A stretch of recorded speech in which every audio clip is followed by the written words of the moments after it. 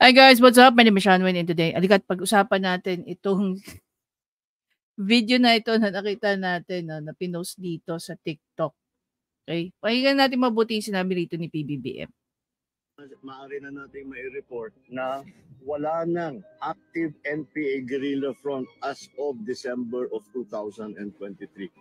Okay, so malinaw dito na sinasabi ni PBBM ayon dyan sa kanyang binabasa na wala na raw active NPA guerrilla front as of 2023 ng December. Okay? So siguro dahil dito kaya nagkaroon po ng amnesty. Very recent lang at alam niyo naman alam niyo naman na ito ay hindi sinang-ayunan ni VP Sara, no?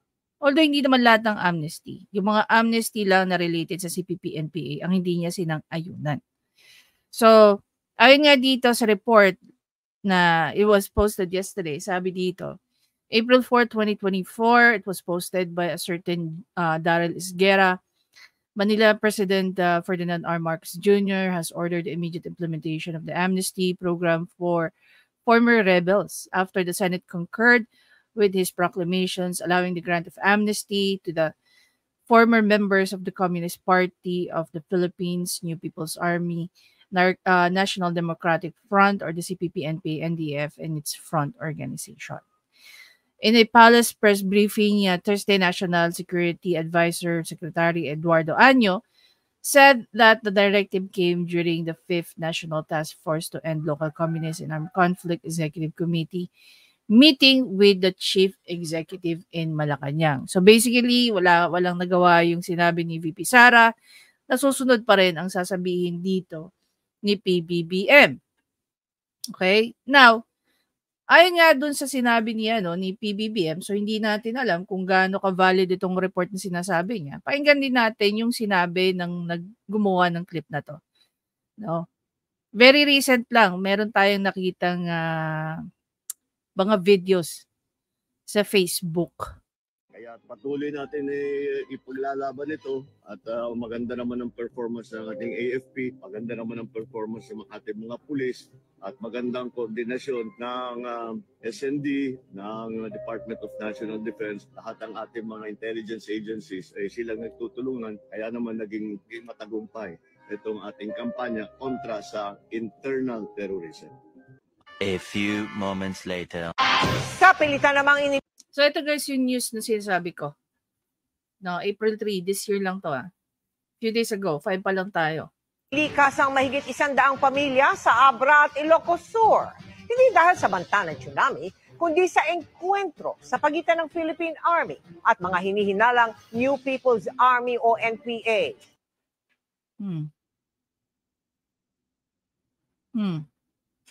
Very recent lang guys, no? Imagine mo, April 3 ito nangyari. Tapos makikita mo sa news, April 4 ng PNA, Philippine News Agency. Orders immediate implementation of amnesty program for ex-rebels. Do you think it's timely? Do you think that Hindi, kayo, diba? Para sa akin, of course, kung ano yung sinabi ni VP Sara, doon ako.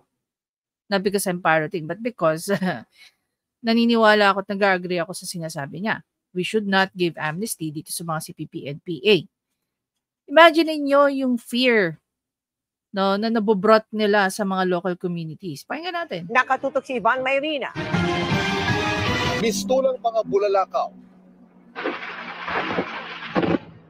na nagliwanag at umalingaw-ngaw ang bumulabog sa mga residenta ng Pilar Abra at Santa Maria, Ilocos Sur.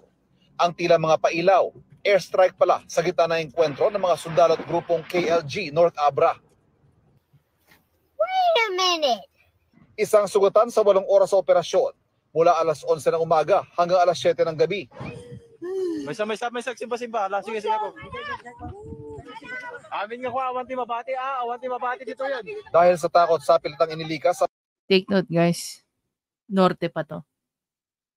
Mahigit 100 pamilya sa mga apektadong bayan. Kinansela rin ang klase sa lahat ng antas sa Pilar. Kasi hindi po natin alam na baka meron pa dyan sa mga kapaligiran, na mga mga hindi nating kilala na baka manggulo. Ito na ay ikalimang enkwentro sa pagitan ng militar at mga hinihinalang Ito guys yung nakikita natin sa na na-share sa TikTok, sa mga Facebook pages, at saka I think even dito sa YT. NPA sa Abra ngayong taon. Maaari na nating mai-report na wala nang active NPA guerrilla front as of December of 2023.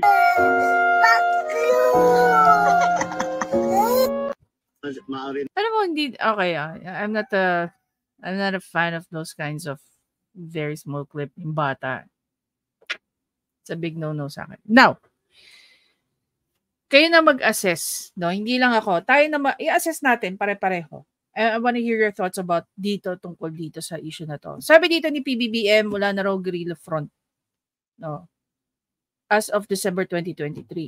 But then again, within the year lang, marami tayong nakikita mga reports ng mga NPA activities.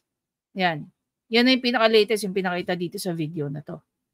We deserve a very transparent news. We deserve a very informative news wherein sabihin nyo kung meron pa at wala na talaga. Hindi yung paniniwalain nyo ang mga tao na wala na. Tapos iba yung nakikita natin sa news.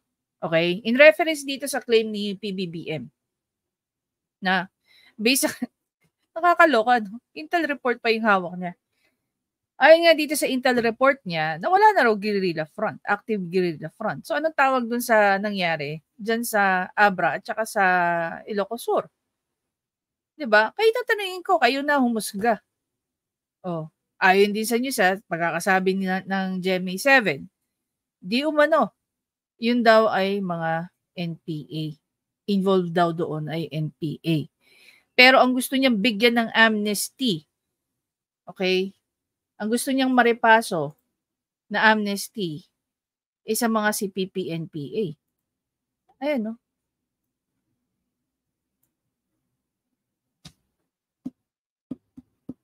Tama ba yung desisyon ni PBBM na bigyan ng amnesty ang members ng CPP-NPA-NDF?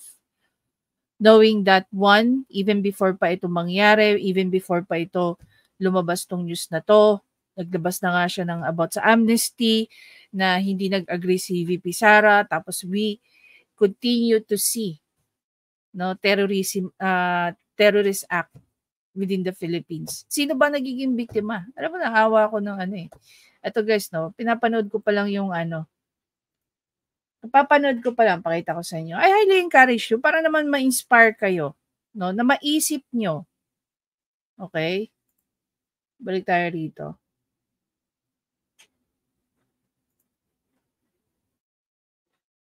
Meron documentary na compile ang ABS-CBN. At napakaganda, no? Napakaganda. It was about the Marawi siege.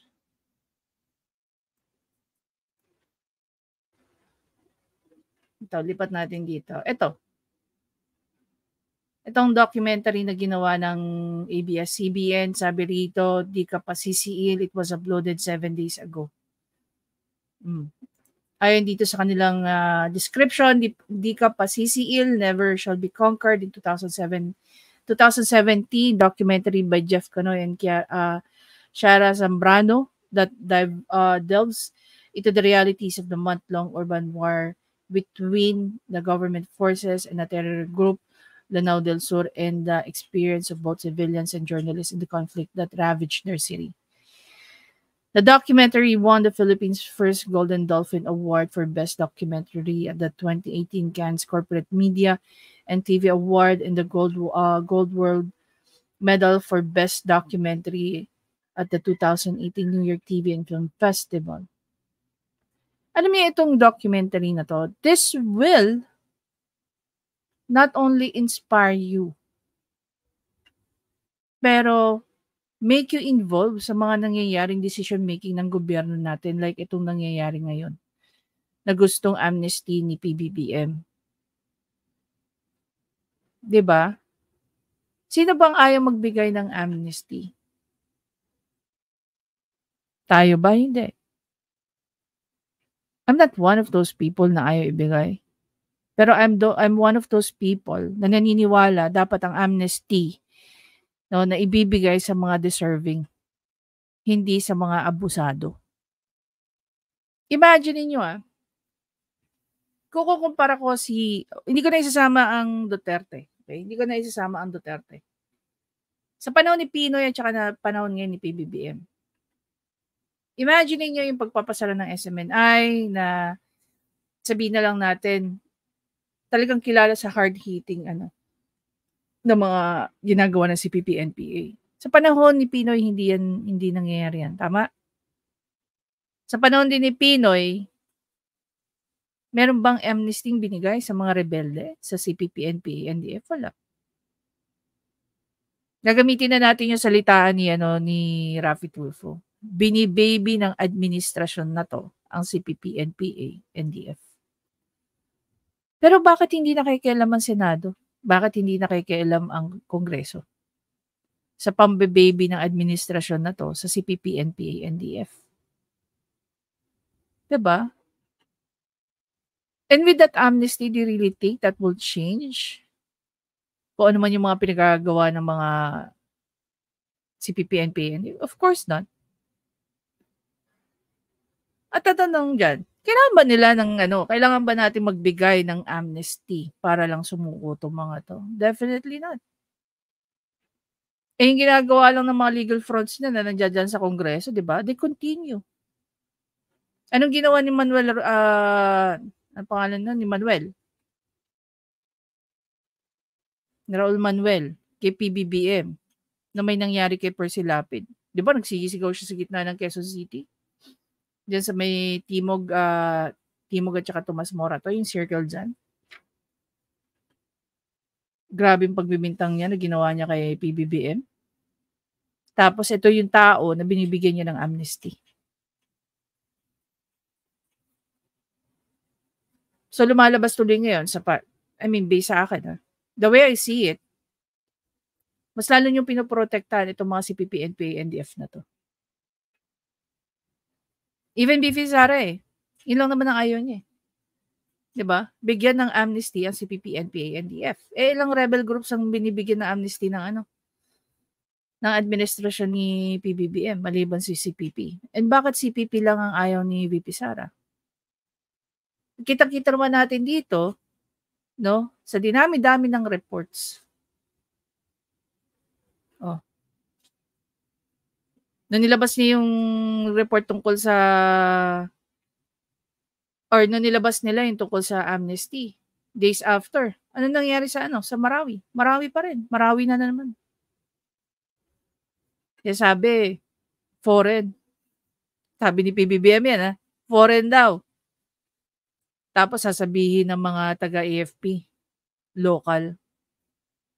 So, hindi mo na alam no? Hindi mo na alam kung sino ba talagang nagsasabi ng totoo at hindi Sino nagbibigay ng fake news at saka ng true news 'Di ba? Sisiraan ba si PBBM? Hindi. Nakikita natin na yung ginagawa niya 'Di ba? Nasa public domain yung mga videos na yan. Hindi mo kailangan siraan ng isang tao kung siya mismo gumagawa ng paraan na nakakasira sa kanya. Sinabi ko na rin yan tungkol kay Raffy Tulfo. Hindi mo kailangan siraan ng tao, lalong-lalo na sila na gumagawa ng paraan para sila yung masira. Diba? Tayo naipapansin lang natin. Tayo kino-call out din natin yun. At karapatan din natin yun. Napansinin, diba? I-call out sila. Kanya-kanya, may iba-iba naman tayong mga purpose Kami kino-call out lang namin, yung mga politiko, para maitama nila yung mali nila, hindi para maging bashers nila.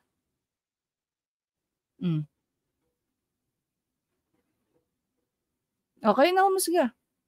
Number 1, kailangan ba natin bigyan ng amnesty? Okay? And even before nyo sagutin yan, I highly encourage you na panoorin nyo muna to. Dapat ba natin bigyan ng amnesty ang CPP-NPA? Sino ba dapat natin paniwalaan? Yung mga sinasabi pa ba ni PBBM o yung mga sinasabi ng mga nangyayari based sa nire-report ng news?